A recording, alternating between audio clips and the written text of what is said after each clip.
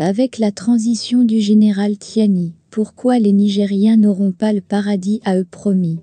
Pour plus d'informations sur ce sujet, retrouvez-nous après le générique. Mais avant de commencer, n'oubliez pas de vous abonner et d'activer la cloche de notification pour ne pas manquer nos prochaines vidéos. Bon visionnage.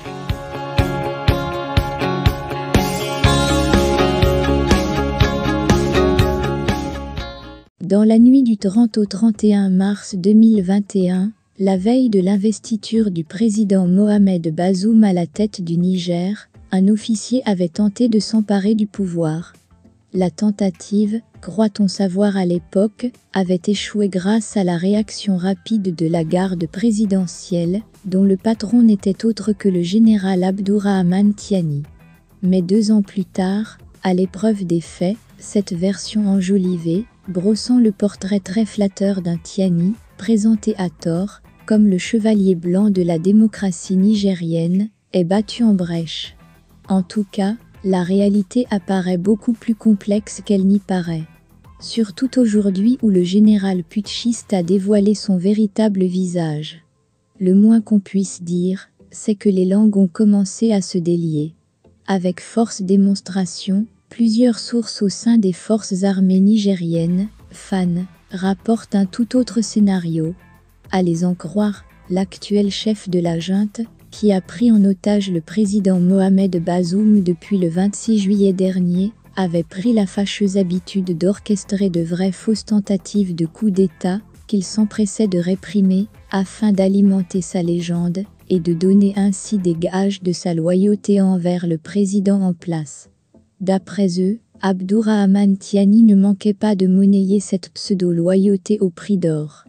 Nous avons appris que chaque fois que la garde présidentielle disait avoir déjoué une tentative de coup d'État, son chef recevait une récompense de la part de Mahamadou Issoufou, auquel il présentait au passage une liste de doléances, généralement des besoins d'espèces sonnantes et trébuchantes. La supercherie a si bien fonctionné qu'elle lui a permis de s'enrichir rapidement et d'être à la tête d'un impressionnant parc immobilier aussi bien à Niamey que dans sa région natale de Filingué. Pour ne prendre qu'un exemple, il suffit de citer l'hôtel de plusieurs centaines de millions de francs CFA qu'il a fait construire dans cette ville. N'étant pas issu d'une famille aisée, on est en droit de s'interroger sur l'origine de cette fortune. Malheureusement pour lui, ce qui était devenu une habitude sous le régime de Mahamadou Issoufou est jugé rédhibitoire par son successeur. Ministre de l'Intérieur pendant plusieurs années, le président Mohamed Bazoum ne pouvait ignorer les détournements du général Tiani ainsi que l'existence de ses nombreuses villas dans la ville de Niamey. On ne s'attardera pas sur le fait que Mohamed Bazoum envisageait de se séparer du chef de la garde présidentielle dès le lendemain de son investiture. Celui-ci n'a eu son salut que grâce aux nombreuses et intempestives interventions du prédécesseur de Bazoum en sa faveur.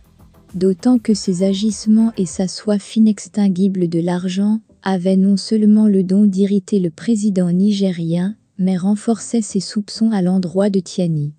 Pas étonnant qu'il ait voulu introduire une comptabilité dans les finances de la garde présidentielle, ce qui aurait eu le mérite de limiter les détournements de ce général félon.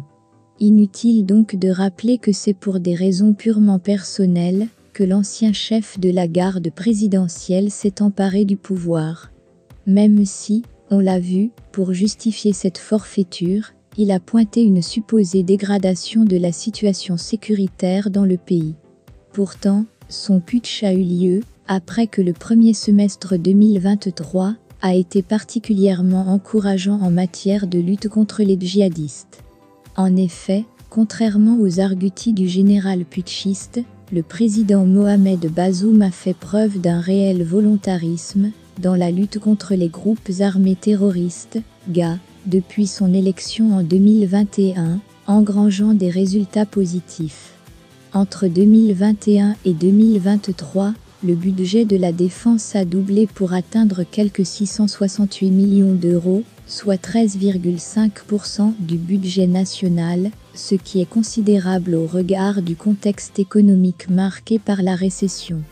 À preuve, le nombre d'opérations menées par les forces armées nigériennes a augmenté de 32% pour le seul premier semestre 2000. On a ainsi pu observer une chute de 49% des attaques visant les civils et une baisse de 16% du nombre des victimes parmi les populations.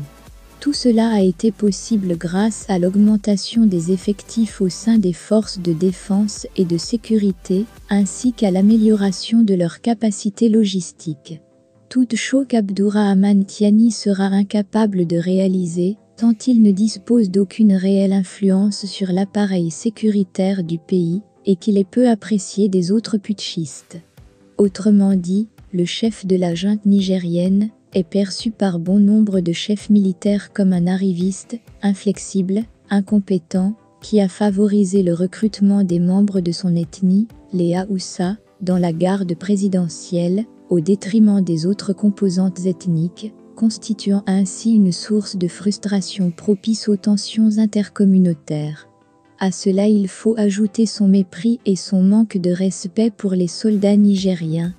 C'est la seule explication de son refus de se rendre à la cérémonie d'hommage aux soldats tués à la suite de l'attaque terroriste de la localité de Bourkou-Bourkou. Ce manque d'égard pour la mémoire des soldats tombés sur le champ d'honneur est l'illustration du peu d'intérêt qu'il accorde à ceux qui donnent leur vie pour protéger la patrie contre les menaces. Une absence de compassion qui en dit long sur la dangerosité de ce général putschiste pour l'avenir du Niger.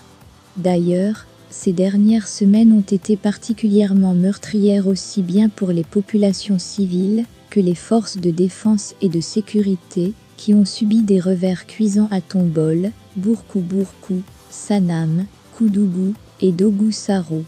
Alors que 2 mois plus tôt, le Niger cochait toutes les bonnes cases, un changement d'exécutif dans le respect de la Constitution, un net recul de la pauvreté et une croissance économique solide, malgré les difficultés liées au contexte sécuritaire régional et une conjoncture mondiale difficile.